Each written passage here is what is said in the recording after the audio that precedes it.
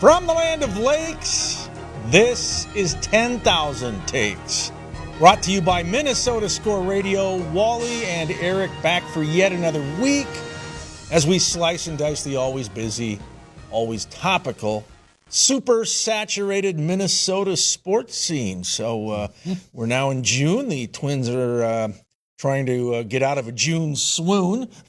Yes. Stay tuned on that one. The Minnesota Timberwolves, though, even though they're off the clock, did not make the NBA Finals. They're on the clock. We all know, yeah. NBA draft coming up, NBA free agency coming up as the NBA tries to stay in the news cycle. So there's some moving particles and pieces with the Timberwolves, isn't there? Yeah, and you don't know what Julius Randle's going to do. I think that's at the top of the list. Is he going to exercise his option? I would guess he probably will. He seemed to like it here in Minnesota. I mean, his last couple games in the playoffs, aside from that, had a pretty good run, particularly the second half of the season. But the big story that we've been hearing about, here over the last several days anyway, was that, the Timberwolves had made overtures to bring Kevin Durant in from Phoenix because the Suns had been, shopping him around. Well, Kevin Durant doesn't have Minnesota on his list of teams he wants to go to. I don't necessarily think that's a bad thing.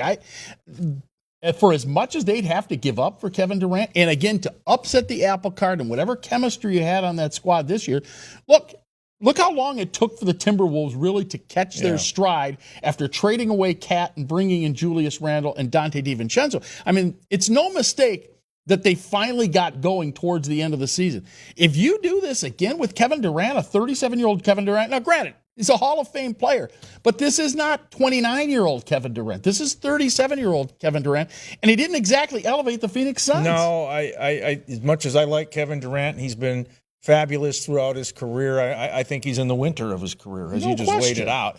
If I were the T-Wolves, I'd rather run it back with Julius Randle because now you have some cohesion. Now you know what you've got, and now you know what you need to work on because they were exposed by the Oklahoma City Thunder, which has a historically good defense, and they took Julius away from certain shot opportunities he wanted to create, and they basically turned Ant into a ghost in a couple of games. Or if you feel like Julius isn't coming back, or maybe you're not 100% sold on him, then I'd be kicking the tires if Milwaukee's dangling Giannis. Now, this is a blockbuster, but hey, Mike Conley has a history of making blockbuster deals. I'd at least knock on the Bucks' door and say, all right, what do you want? Because if you could pair Giannis up with Ant, first of all, you'll never have an empty seat at Target Center. Second of all, I think that could bring you a title. Giannis, to me, is a top 3 guy. Oh, no question. So if the Timberwolves do make some kind of trade, whatever that might be, whether it's to obtain draft picks or to trade away draft picks. I don't even know. Do they have any draft picks with the Rudy deal? I don't think their cupboard is stocked with draft picks. Okay, fair enough. Well, let me finish the thought then. Do you think that they deal Rudy Gobert? I mean, let's face it. They gave away a boatload of draft picks. I mean, we've been down on them for years for trading away all those draft picks for Rudy, and it didn't look good that first year. I mean, the last couple of seasons, defensively, he's been really good, and that helps the Timberwolves. But do you trade away Rudy? If you like what you can get in return, but I feel like, and then if you lose Julius Randle, again, he may be back. But it's the dog chasing its tail because then you can second-guess the Rudy Gobert trade, and you can also look back and say, well, maybe we should never have dealt Cat. Now, Cat's got his own issues in New York City.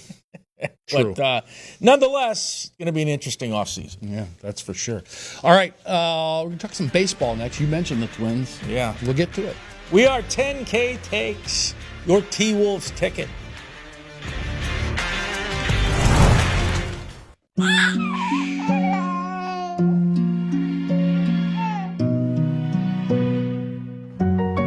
Seeing clearly matters. Being seen matters more. Nobody cares for eyes more than Pearl. I'm strolling in historic downtown Lakeville, which is the heart of Panaprog activities. Panaprog is short for Panorama of Progress, and this festival has been going on since 1967. Over 65 events spanning over a week. You'll need to stay more than a night to get your fill of fun. Panaprog offers a wide variety of events and activities for all ages. Panaprog is a celebration of all things local. Plan your trip at visitlakeville.org.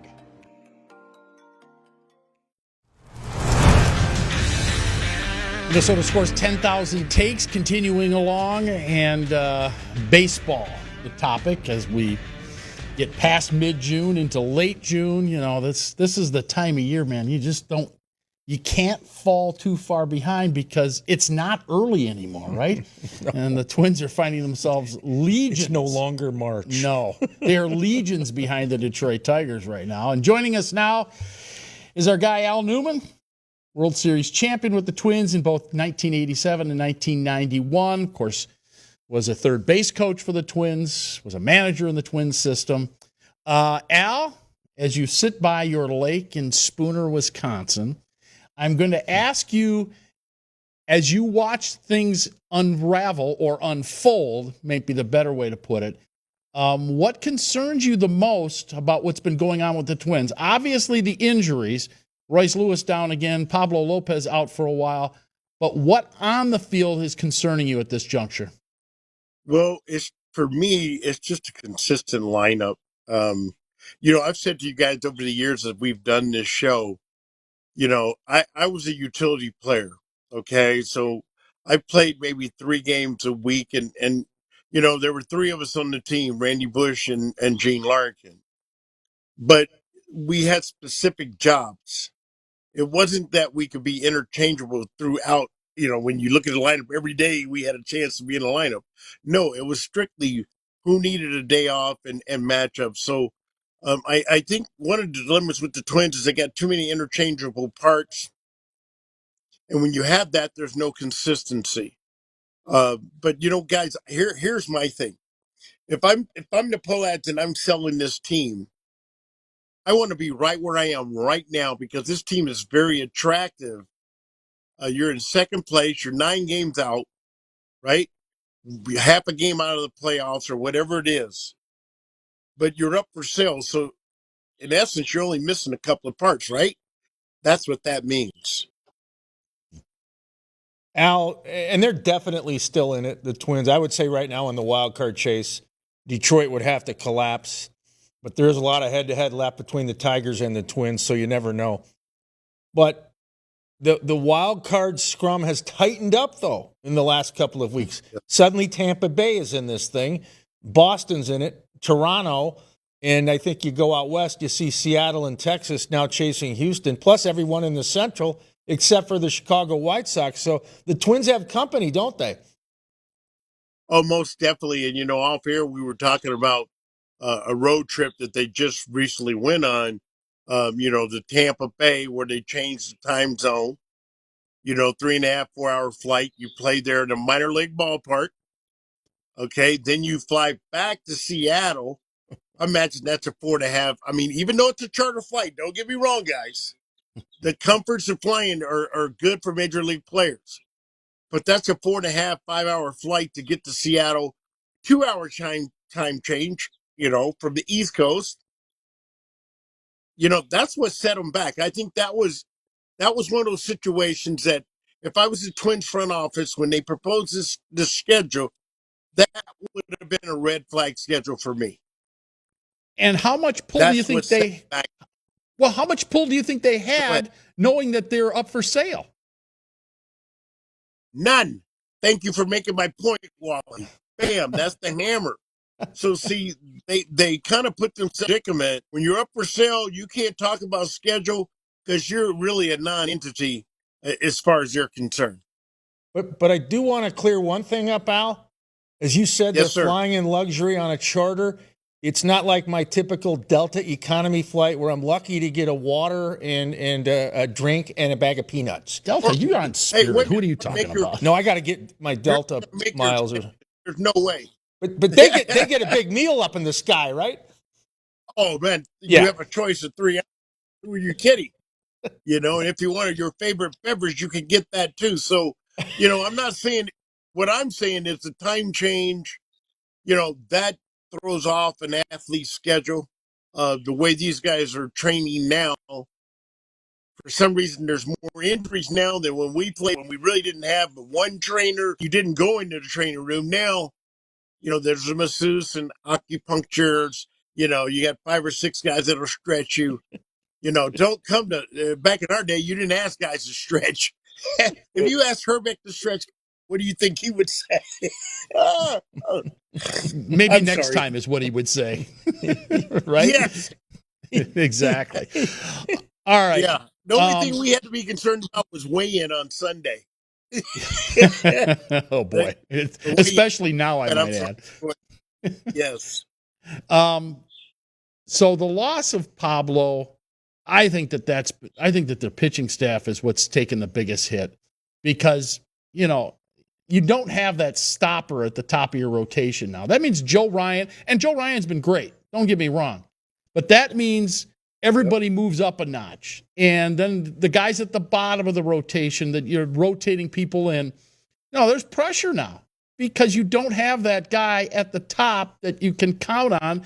Basically every time Pablo ran out there, that could be the end of a losing streak or the continuation of a winning streak. You don't have that anymore now, and he's not coming back for a while. This is about a 2-month deal minimum.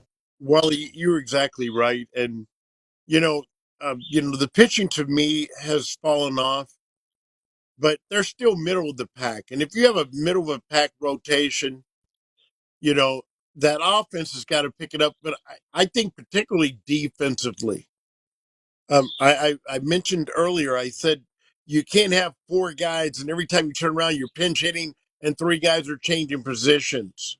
So if you got that much flexibility, you really don't have a quality team or a competitive team. You have pieces that you can just throw out there and hope for the best. The pitching has been really good, Wally. When I look at it, they're middle of the pack, which is where the Twins want to be, or if you want to be a competitive team, you got to be at least middle of the pack. But offensively, if you're going to be a competitive team, you cannot be middle of the pack, the categories that the Twins are. So, unfortunately, Lopez goes down on a minor league field. Ryan talked about it, which he never complains about anything. So that lets you know what that Sacramento field was like. And I just happened to be out there right before the Twins went on that trip, and they came down from Seattle. And when I drove by that field, I looked in there and I went, you've got to be kidding me. Yeah. You got a professional major league team and a minor league team playing on the same field. It did not look good. It wasn't up to standard, and I wasn't even on the field. Yeah, I remember driving by it last July when I was in Sacramento and thinking I was underwhelmed. It didn't even compare to, say, CHS Field in St. Paul. Sure. But help me out here, Al. I'm not the brightest guy, but okay, the Twins the Twins are playing Houston Sunday, trying to avoid a sweep. You are down all these pitchers. Simeon Woods Richardson he's dealing. And he's only given up a hit, no runs. And they yank him, Rocco, after 53 pitches. And I know the Astro broadcasters were saying, well, I think they're probably happy down in the Houston dugout. And it was a close loss in the 10th inning. But why are you taking Simeon Woods Richardson out after 53 pitches? For some reason, ever since this kid's come up to the big leagues, Rocco has not trusted him. He's worked hard to develop his repertoire, to have a 3-pitch mixture. He's an all-speed guy that uses his fastball for deception off his other pitches. I don't know. I don't understand. But, when you're the 4th, 5th starter, that guy that's on the St. Paul, Minneapolis train, it's tough to earn that trust. Rocco, for some reason, does not trust him. I mean, I don't know if they checked the background. The guy's from Texas. I met his dad in the airport one time when he first got traded here, and he's from Texas. So he's fired up to pitch against any team in Texas. And if he's rolling like you just said, you know what? Why not let him have the ball? All right, last question for you before we let you go. July 31st is coming soon. Are the Twins, give me a guess, give me an educated guess, are they buyers at the trade deadline? Are they sellers, or are they standing pat? They are going to See be you later. sellers. That's like goodbye, you're saying. Like goodbye. Hey, that's what it's about right now. The fact that they're selling the team, they're trying to dump and get that budget in order to be more attractive for whoever wants to buy it. And unfortunately, the fans suffer behind that. We get attached to certain players. And I always go back to, I've loved the Polads, Eloise and Carl were like the biggest fans of us when we were playing. But I tell you what, something's changed as far as the look of the team, and I don't think the kids are that involved. So that's what I got to say, and I'm going to stick with it. All right. Thanks, Al. Didn't want to hear that, but probably true. Just Thanks, a Al. business. Appreciate it. I mean, yeah, You it is a asked me business. my answer, and I don't want to make anybody upset, but those are my thoughts. Yeah, the answer is the answer. Thanks, Al. He's Al Newman, the former world champion with the Minnesota Twins back in 87 and 91. Back with more here on 10,000 Takes after this timeout. Stay with us. Thanks, Al. Sorry, I hate to end like that, man. No, don't be sorry. No. Your answer is your answer. I've been meaning to give you these for many years. I think they're perfect.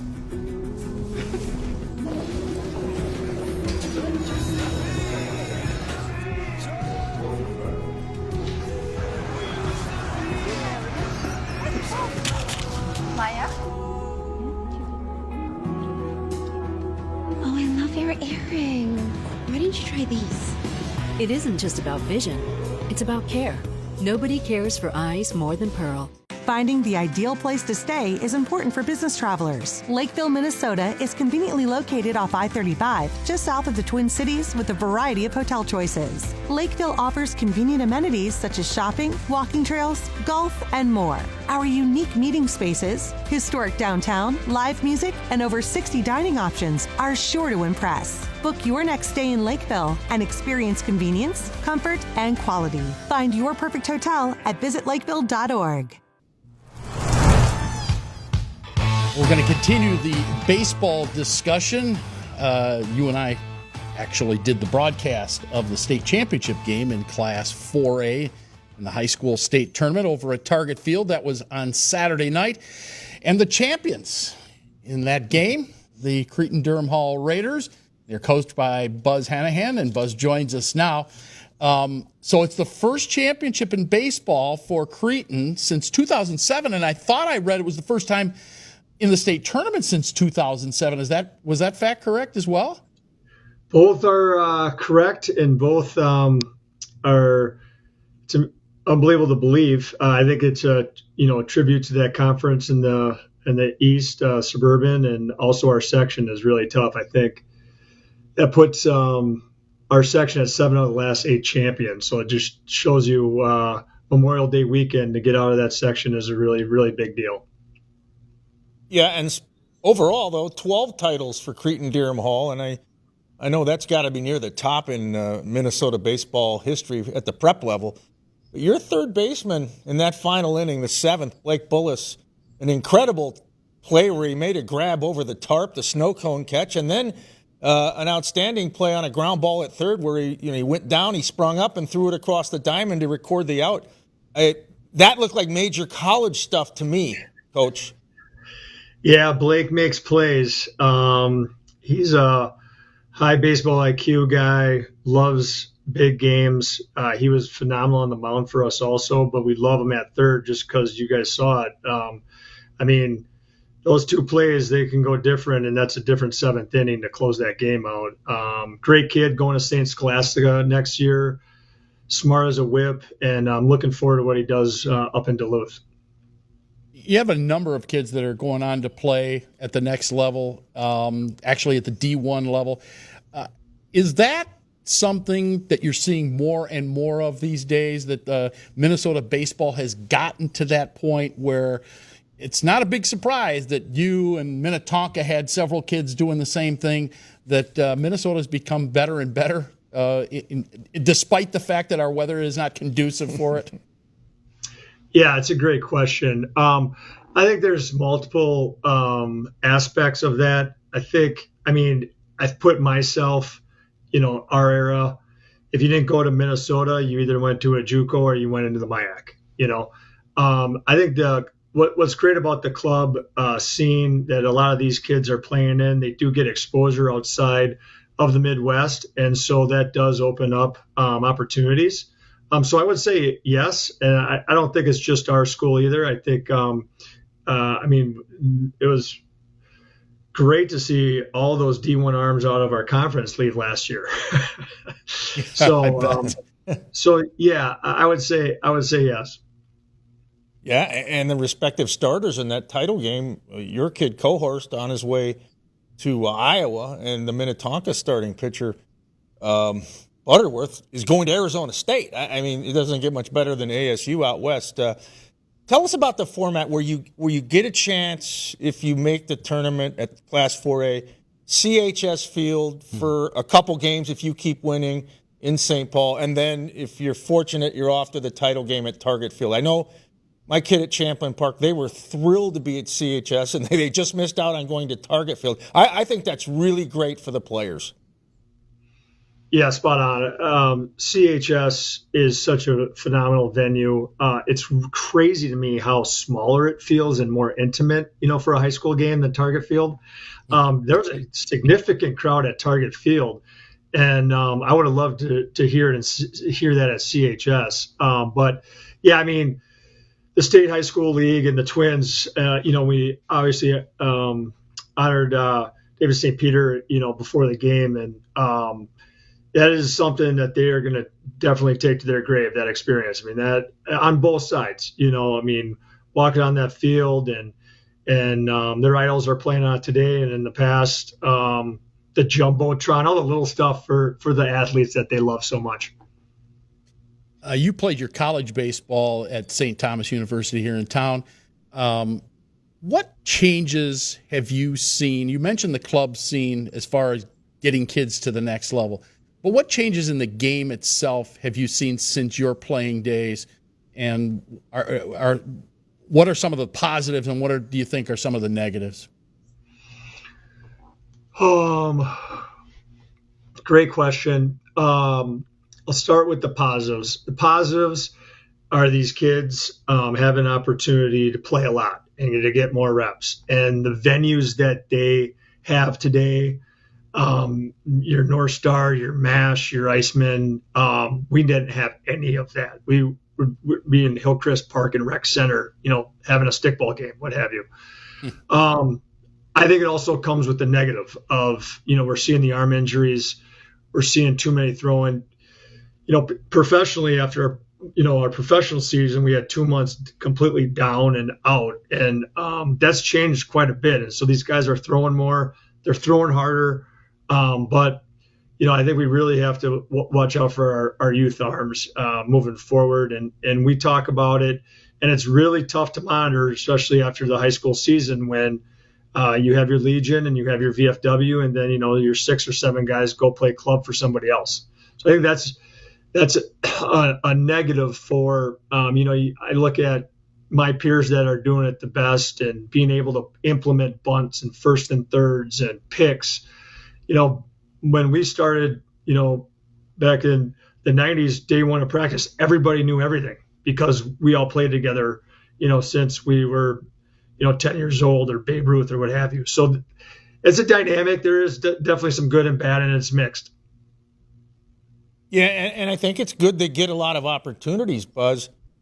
But I also want to get your thoughts on this. Most coaches I talk to really love the multi-sport athlete. Okay, baseball's over, football, golf, hoops, hockey, whatever your sport of choice is, mix it up, and it might help you on the baseball field.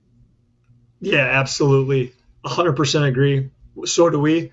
Actually had a conversation with our athletic director, Matt Funk, on the way over about a couple of the guys that were on our roster, and it was just the big game, if you will, with the bright lights. You got to love those football guys too. And it was clear as day as Devon Castro picked up Jack Van Gemmer at the end of that game to slam him down. It was 2 football players on the mound, and Sammy Rosger running in with a big looked like he was trying to go over the goal line. So we do love our multi-sport athletes, but I will say, no matter what school or what coach is saying that, it's the industry, it's the outside that are saying you have to play hockey only, or you have to go to this quarterback 11-month camp and miss baseball. So it's the outside, the building that's getting that message, not in for us. Yeah.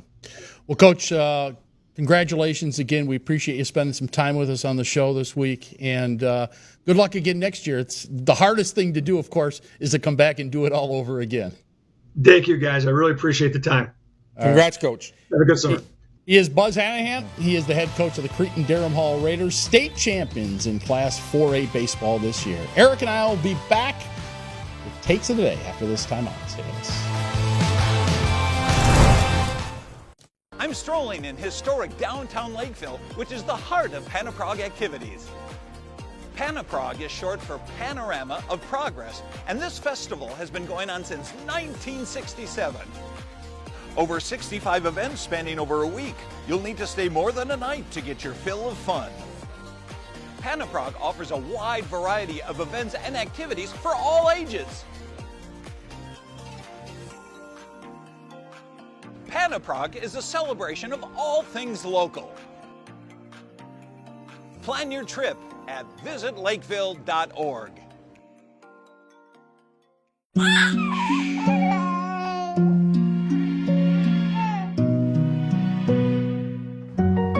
Seeing clearly matters. Being seen matters more. Nobody cares for eyes more than Pearl.